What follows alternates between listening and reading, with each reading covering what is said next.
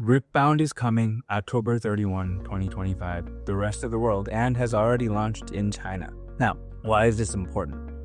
Actually, the dates aren't so as important as what was sent to me on Friday, which is pre-sales are coming to the rest of the world at 9 a.m. Pacific Standard Time. This is important to me, even though I don't even know how to play the game. I have no idea how hard or easy or how popular it is, and I know it's kind of silly. I am starting a Riftbound YouTube channel, and shouldn't I know how popular it is? And the answer is no, because I want to do this for fun. And as doing it for fun, you just gotta YOLO and just lean into the energy. The whole psychology of a collector is that you believe that when you buy something and you hold it, it goes up in value. It is essentially an investment. So the earlier you can buy something scarce, the more value it will hold. Therefore, if you believe that something will be limited and it will go up in value, then it is a no-brainer to buy as much as you can. All of the thought, all of the intelligence, all the quote strategy in being a collector is more emotional than rational, because you just have to believe without any hard data that something will go up if you invest in it. And we saw that with things like Labubu and Garbage Pail Kids, and heck, even the Magic the Gathering craze that I missed out on, even though I was somehow part of it. And here I am, standing at the threshold of what I think will be a big hit, and wishing I could order more cards. The idea of speculation is just that, right? Some of the fundamentals of Riftbound are quite good. We have, of course, that is based off of League of Legends, one of the most popular video games in the world. Two is also part and parcel with Arcane, which is one of the most popular animated series on Netflix. And three, of course, is from Riot Games, which has a, having been there, I want to say a checkered past of success or a checkered record of success. But on the inside, I know people are very well-intentioned and smart. The real challenge with speculation here is how supportive will Riot be in card speculation? When we look at Legends of Runeterra, actually the gacha mechanics there were very, very generous, and so much so that it kind of eroded the whole business model of the computer trading card game system that Hearthstone and other trading card games enjoy. And Riot could very well easily just say, oh, we are going to be player focused and print many copies of these cards so that as many people can play. But then again, a lot of people might not, because an intrinsic part of the joy of a trading card game is scarcity, collection, speculation, the social status flex of having something rare and valuable that other people don't have. And we see that in designing the cards. There are limited edition versions of the card with different art, with different scarcity, so that people can still play on an equal level. But from a cosmetic point of view, there will be flex and there will be certain things that just attract and hold value more because of a specific cachet, and that is a good sign.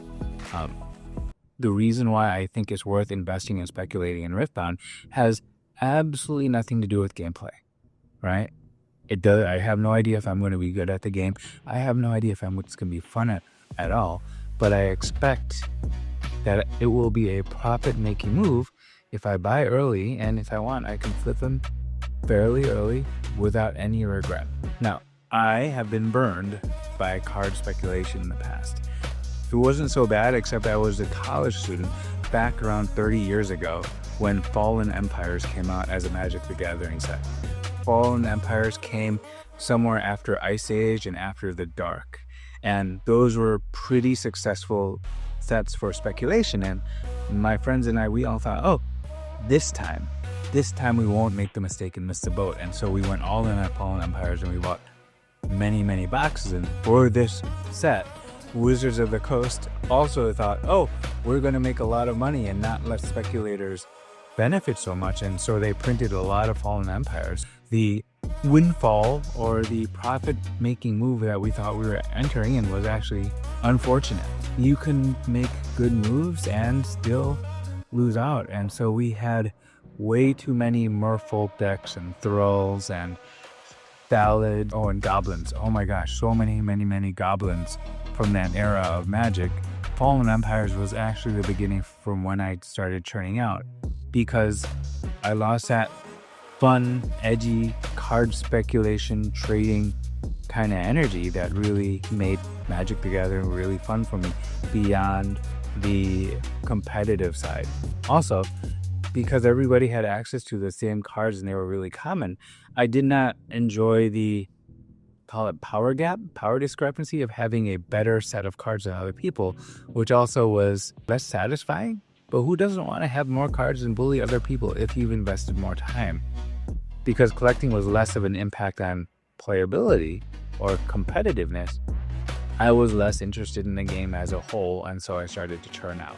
And here we are. Riftbound is launching at 9 a.m. August 4th Pacific Standard Time. And here I am in Singapore, realizing that the Riot merch store has still not been set up for Singapore, Southeast Asia. My hope here is, can I VPN into the US store and use my North American account to order some cards and have them sent to my mother's place? So I will set an alarm for 9 a.m. on Pacific Standard Time, aka midnight Singapore time, and order some cards and hopefully get onto the pre-order that way.